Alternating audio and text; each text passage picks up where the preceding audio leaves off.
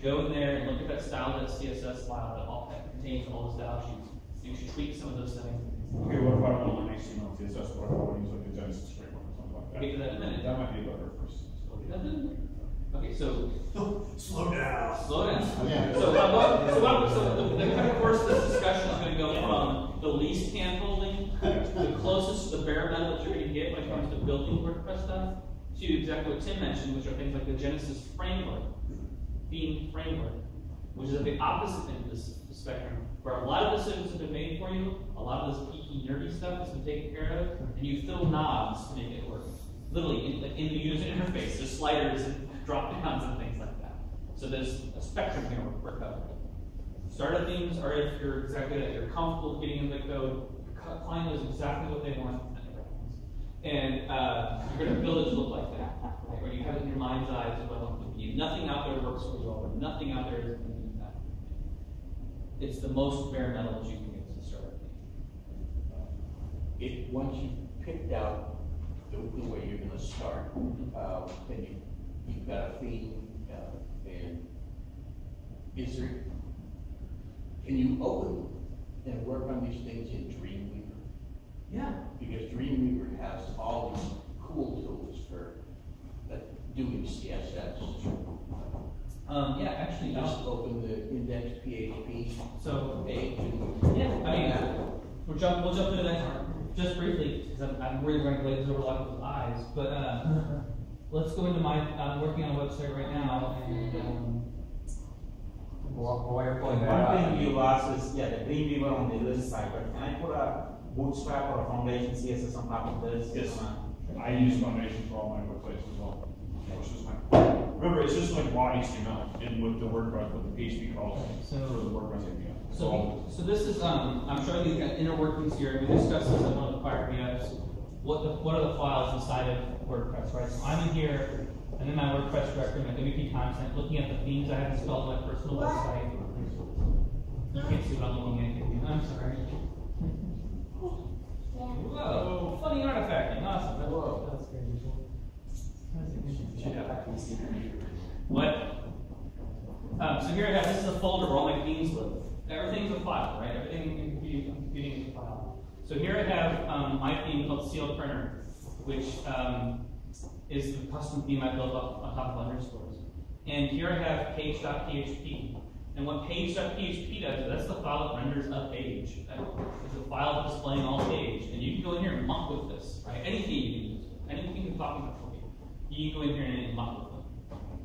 With underscores or bones and other ones, this is going to be pretty vanilla, not a lot of content in there. Not a lot of decisions made, not a lot of CSS, not a lot of divs and widths and all. So that's kind of, we're going to move on to the next kind of type of themes. That's kind of starter themes, kind of give you understanding what those are and how they kind of work. They're very bare bones grab.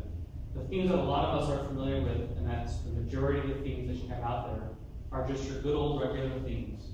They have silly names like Sunflower 65 or Progressive or what's the K2 or this sort of cheesy names, right? And when you go in here and you add a new theme, if you look at them, the reason that we have so many different filters and search options with themes is because a lot of these themes have decisions already made for them, right? They have a particular visual look to them. They've made, the person making that theme has made design decisions. You can modify them, you can change them, but you're going to start changing the language of that particular theme. You can replace the background with purple and make the text all yellow.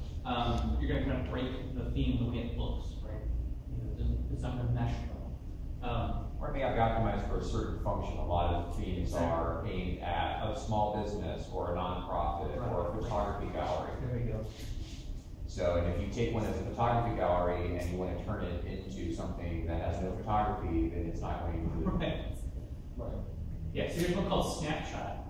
Okay, so this is, I searched for photography, and that's what was tagged with. And so, yeah, exactly. As core, Snapshot is a theme built for showing off their photography, right? So, once again, they made design decisions for me. Giant images for all the posts, light navigation. They've made those decisions.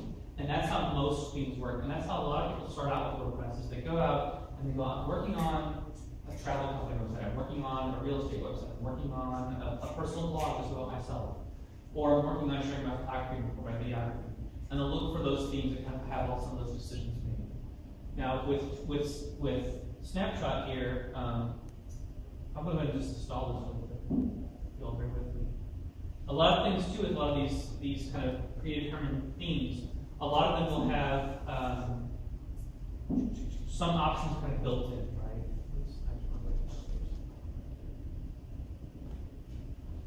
So it's not, most themes, a lot of themes aren't totally set in stone. I can go into Snapchat and I can click live preview, and I hope, or else it's going to be a terrible demo.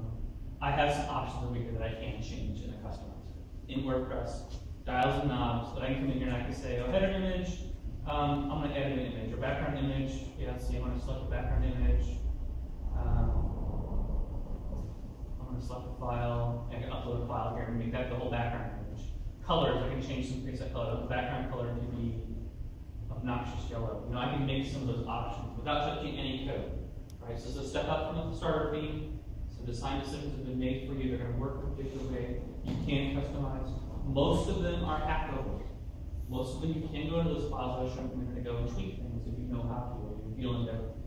When I endeavor to do so. So that's kind of basic themes. We'll get back to, I want to mention basic themes. I'm going to mention themes in general again later, but a lot of these themes that you can download can also be used to create what's called child themes. So child themes always have to have a parent theme. That knows what I'm talking about, right? So, and like children, they need to inherit things from the parent.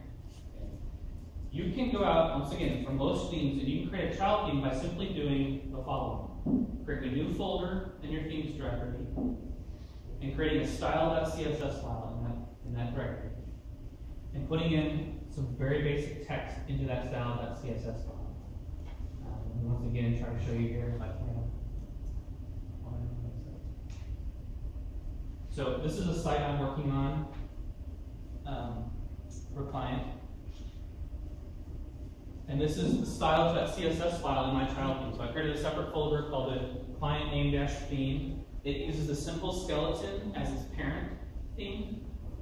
And I've customized it and I've told it to look at simple skeleton as the parent, put its own theme name, and I can put all sorts of interesting description stuff. And what will happen is when I load up WordPress, I pick this child theme, this style sheet will overwrite that parent's style sheet. So if I want the text to be blue everywhere, I can go in here and say, you know, body equals color equals blue, right? And I will overwrite them. So child themes, we can spend another hour talking about child themes, but they are a great resource to use, and it's super encouraging. Let me tell you a little story. So imagine you go out and you're building yourself a WordPress website, and you find this awesome theme. You think it is perfect, except there's that one thing. There's that one little thing in the theme that you just wish they wouldn't have their logo in the bottom corner, or I wish the navigation was just 20 pixels to the left, or something like that. So being the savvy kind of person you are, you jump into that theme's files, you open up the Dreamweaver or your favorite, FTP client or your text editor, you find out in the code, that PHP file somewhere, where that's at, or in that style sheet where it's at, and you make that change. And now the theme is perfect. You change it and you're good to go. You go on with your life, go to the Bahamas, and come back from vacation, and hey, look, the theme author has created an update for it. It fixed some things, it added some new features, maybe some new stuff with mobile phones or new menu options. And you go, awesome. Well, I love this theme. It fit me 99% of the time. I'm going to click the upgrade button. The moment you click that upgrade button, guess what happens to all those changes? They're gone. They disappear. Because you made those changes in that particular theme. When you tell WordPress to update the theme, it goes, all right, I'm going to move this directory, put the new files in. All right, I did exactly what you told me to do. Isn't that awesome? And you're like, wait, where did those changes go? They get wiped out. By having a child theme, you make those customizations in your child theme and stay over there. They're safe. Dad goes on vacation, he gets to look at sunburn, the kid doesn't have a sunburn. Okay. I use it as an example. I just got back from Florida, my dog was a monster. Terrible. So that's what child themes come into play. There's a great Codex article out there at codex.wordpress.org where you can search for child themes. Pretty much the first result that comes up that walks you through creating a child theme. The first thing you need to do is create a folder in your themes directory and put in style.css modify the header information here, and away you go. No, go ahead. The share things are only for CSS changes or? No, so that's my next good segue. Here are my plant. It was Codex got worked out. Yeah, so let me upload it real quick. So, child things, look at that. I didn't have to, child things. So codex.wordpress.org, and there's a whole bunch of stuff about why you should use the context creator. But basically, it's creating a folder, giving it a unique name, and dropping in the style.css file in that folder. So if you start out with a theme, and you can do all the stuff that they provide. Right. You're good to go. Exactly. The minute you want to do something different than what they allow you to do, Yes. you need a child theme. Exactly. Okay. So let me give you guys a real world example of it. I was gonna say, it's a foundation. Right. That's a good way of thinking of it. It's a foundation upon which you build other things. Yeah, because as a designer, that's the first thing I'm going to do is move that